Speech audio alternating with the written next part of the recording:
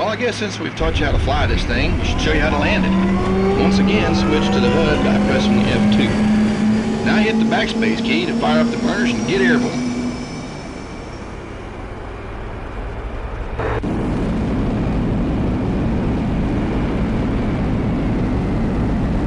Pull up, gear. This first landing will be a direct approach with a touch and go. Hit your 9 key to bring your engines to 90%. Level off around 7,000 foot AGL and proceed to your first steer point.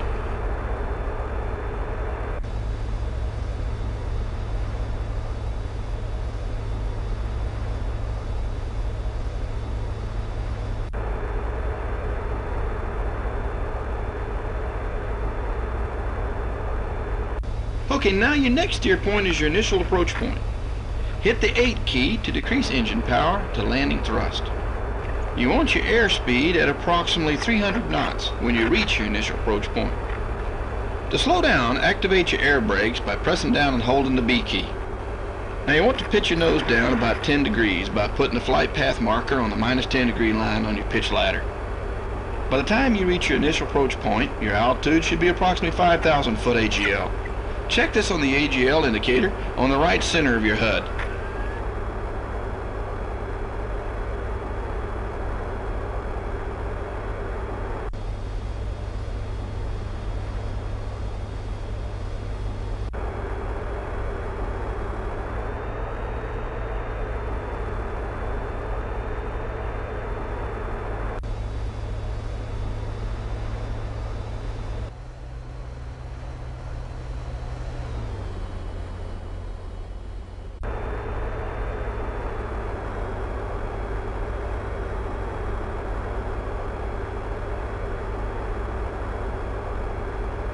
Alright, we're getting close.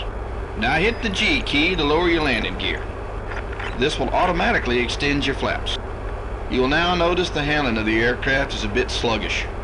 When the F-22 comes into a landing configuration, it dampens the pitch and roll inputs to make the aircraft easier to handle at low speeds.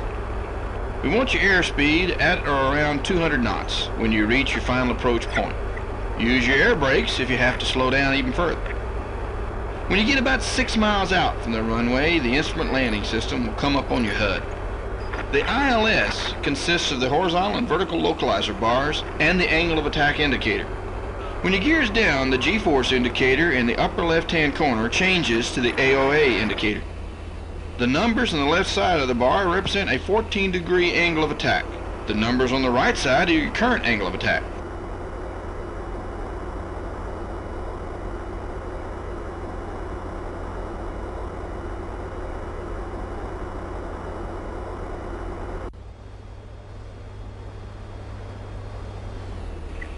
Now the hard part.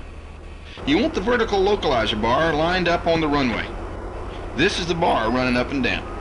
The horizontal localizer bar will move up as you get closer to the runway. The idea is to get the vertical and horizontal localizer bars crossing directly on top of your flight path marker.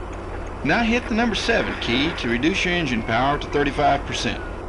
Once your altitude is about 200 foot AGL, pitch your nose up to an angle of attack of 12 to 14 degrees.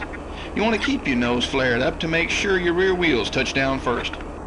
Now this is what we call a touch and go exercise, so after you touch down, hit backspace to fire up your afterburners and get airborne again.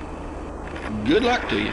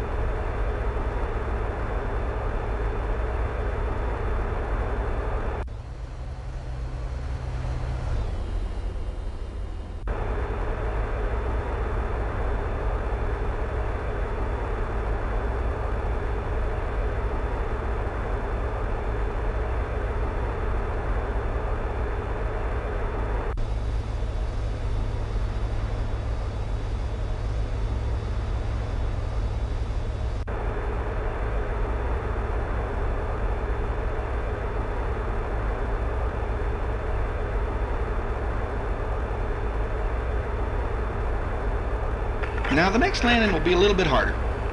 You're going to have to make a 90-degree turn to your final approach point. Now all of the same rules you learned on your first approach still apply. You'll just have to be coming out of a turn instead of being lined up with the runway from the beginning. Again, when you touch down, hit the backspace key to fire up your afterburners and get airborne. Remember, you want your altitude at about 5,000 foot AGL and your airspeed around 300 knots when you reach your initial approach point.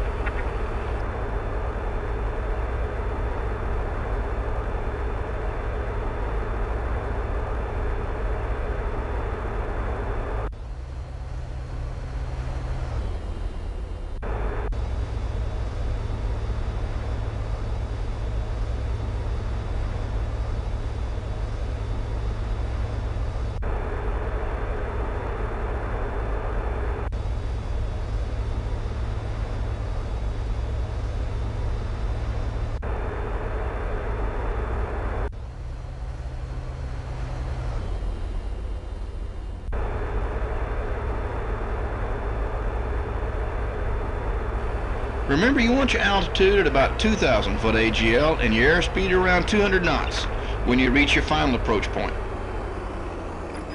Your angle of attack should be between 12 and 14 degrees when you're ready to touch down.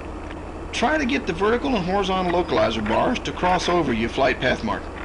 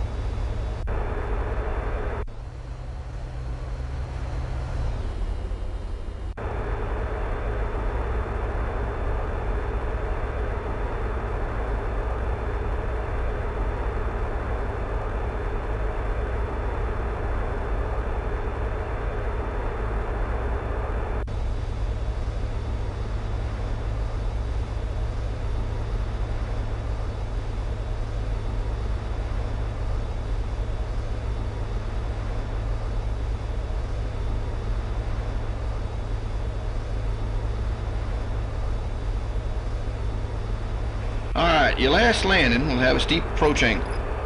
The runway is going to be at the bottom of the hill. Now it'll be very hard to achieve the altitudes you've been taught at each steer point. However, the ILS rules still apply when you're getting closer to the runway.